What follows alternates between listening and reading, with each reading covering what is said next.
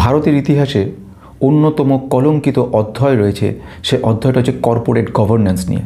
লক্ষ লক্ষ কোটি টাকার যে বিরাট বড় একটা ফ্রড হয়েছে বা স্ক্যাম হয়েছে, যেটা থেকে কোনো মতে সাধারণ ইনভেস্টররা বুঝতে না পেরে বিরাট বড় ফাঁদে পড়ে গেছে।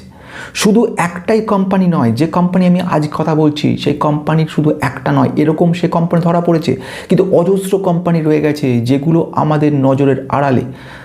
এতক্ষণ পর্যন্ত আমরা শুধু দেখতাম fundamental analysis, return, equity, capital employed, promoter holding, কিন্তু শুধু সেগুলো নয়, আরও প্রচুর বিষয় রয়ে গেছে।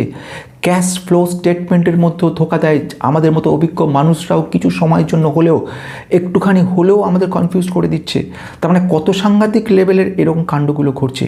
লক্ষ লক্ষ কোটি টাকার রেভিনিউ এবং তৎসহযোগী বাকি বিষয়গুলোর মধ্যে একটা বিরাট বড় ধাক্কা দেখে সেবি যখন প্রশ্ন তুলেছিল, তার কোনো সদর্থক দিতে পারেনি। সে কোম্পানির নাম রাজেশ এক্সপোর্ট।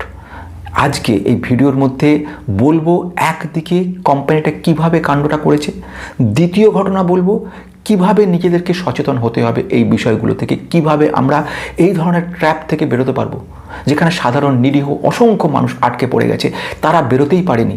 তারা সব যে কোম্পানি ওঠে সেই কোম্পানিকে টাইটান বলে মনে করে নেয় এবং তারপরে মনে করে হাজার হাজার % রিটার্নের কথা, পতঙ্গের মতো ঝাঁপিয়ে পড়ে। কিন্তু যদি একবার ভালো করে একটু ফান্ডামেন্টাল বোঝার চেষ্টা করতে পারতো, তাহলে বোধহয় এই অবস্থা হতো না।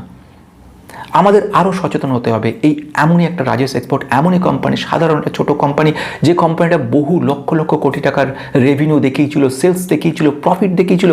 আলটিমেটলি তার সঙ্গে, তার যে ভেন্ডারদের সঙ্গে, তার যে সাপ্লায়ার সঙ্গে কোনো মিল নেই। অদ্ভুত ব্যাপার। ডিটেলস লাখ লাখ কোটি টাকার রেভিনিউ, অথচ যখন সেই কোম্পানির ক্ষেত্রে রিপোর্টটা জানতে চাওয়া হলো, তখন বোঝা গেল অনেক কিছুর মধ্যে ফাঁক রয়ে গেছে এবং সেখান থেকে তৈরি হলো এক নতুন দুর্নীতির রাস্তা। যে দুর্নীতিটা ভারতের ইতিহাসে অন্যতম কর্পোরেট গভর্নেন্স বলা হয়। এই বিরাট বড় দুর্নীতি, যার পরিমাণ 15 লক্ষ কোটি টাকার বেশি, ইকুইটি মার্কেটে ধরা পড়লো সেটা, এবং সে ধরা পড়ার পরে ইনভেস্টরদের মধ্যে একটা মারাত্মক প্যানিক সৃষ্টি হলো, যার ফলে কন্টিনিউয়াসলি সেল হওয়া শুরু হলো। 80 to 85% ডাউন হয়ে গেল কোম্পানিটা। সেবি শুধু একটা প্রশ্নই করেছিল, যার উত্তর কিন্তু দিতে পারিনি। সে প্রশ্নটা ছিল, তোমার রেভিনিউ এত লক্ষ কোটি টাকা কোথা থেকে আসছে? তোমার ভেন্ডারদের নাম কি কি? কাদের কাছ থেকে কিনছো? কাদের কাছে বিক্রি করছো? সবথেকে বড় ভেন্ডার তোমার যে সুইস রয়েছে, যে সুইজারল্যান্ডে যে কোম্পানিটা রয়েছে, তাদের রেভিনিউ পরিমাণ 3,667 কোটি। তোমার তাহলে সেখানে 15 লক্ষ কোটি টাকার বেশি রেভিনিউ আসছে কী করে? কোনো উত্তর পাওয়া যায়নি। আর তারপরই সেখানে ইনভেস্টিগেশন শুরু হয়। আমি যে কোম্পানিটার কথা নিয়ে বলছি, কোম্পানির নাম হচ্ছে রাজেশ এক্সপোর্ট। রাজেশ এক্সপোর্ট বলে কিন্তু শেষ নয়, সেখান থেকে শুরু হচ্ছে নতুন এক অধ্যায়। এই অধ্যায়টা আমাদের সকলকে, যারা আমরা ইনভেস্টার, যারা আমরা রিসার্চ করছি এর ওপরে প্রচুরভাবে, তাদের সকলের কাছে কিন্তু একটা বিরাট বড় ধাক্কা বন্ধুরা। তার প্রধান কারণটা কি জানো? তার প্রধান কারণ হলো, যে পদ্ধতিতে আমরা এতদিন ধরে তদন্ত করে এসেছি, ইনভেস্টিগেশন করেছি, সেই পদ্ধতিটা ছাড়াও অন্য পদ্ধতি যে রয়েছে আরও, যেগুলো অনেকেরই জানা নেই। আমাদের মতো অনেকেরই জানা নেই, বাকিদের কথা তো ছেড়ে দাও।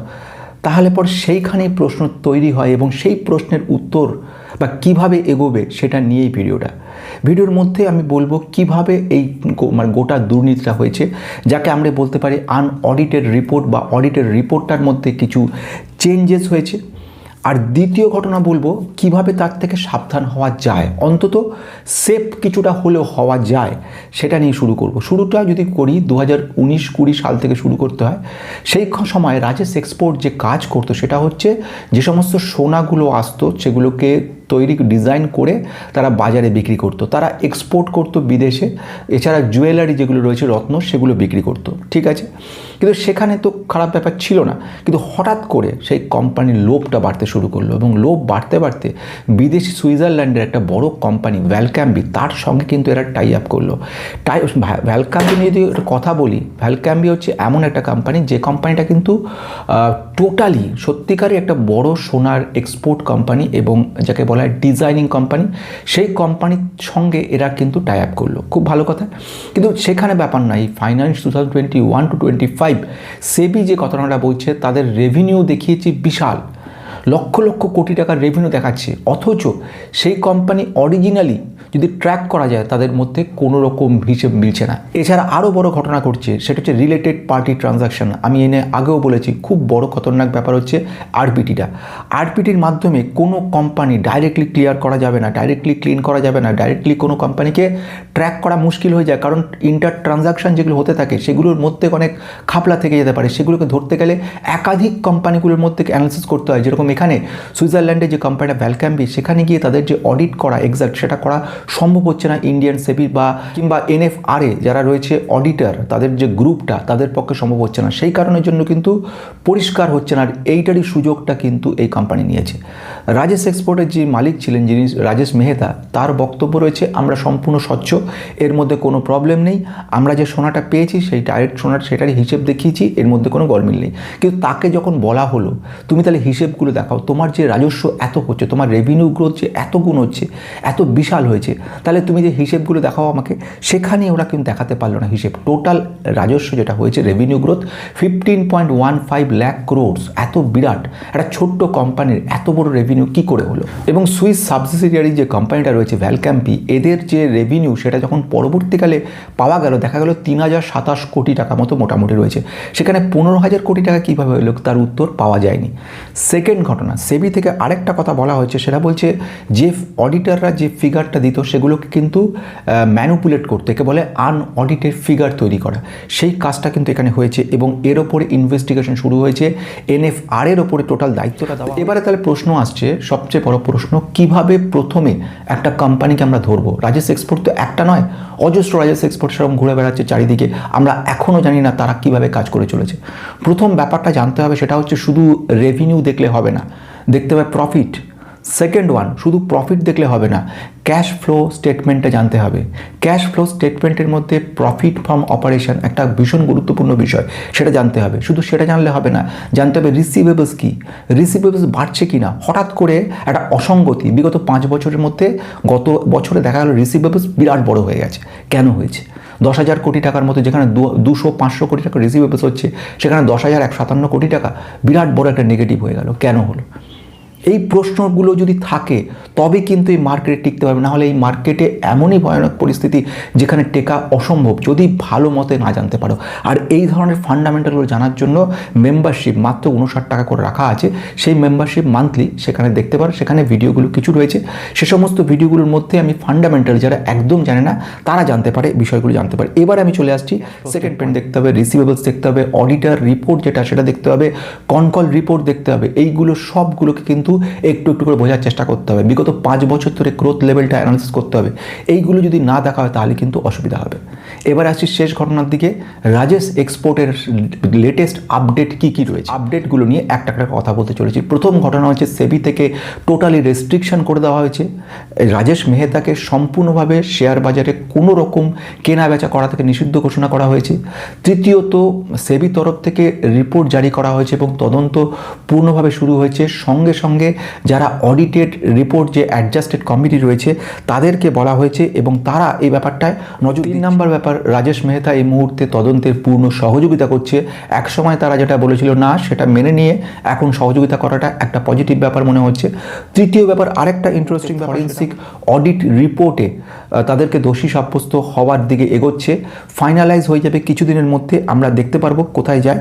এবং একটা ব্যাপার, রেভিনিউ মিস রিপ্রেজেন্টেশন ব্যাপারগুলো কিন্তু হয়েছে, এটা সম্পূর্ণ পূর্ণাঙ্গ তদন্তের মধ্যে প্রকাশ পেতে চলেছে। এর মতে 97 to 99% রেভিনিউ রাজেশ এক্সপোর্টের ভ্যালক্যাম্পি থেকে আসছে।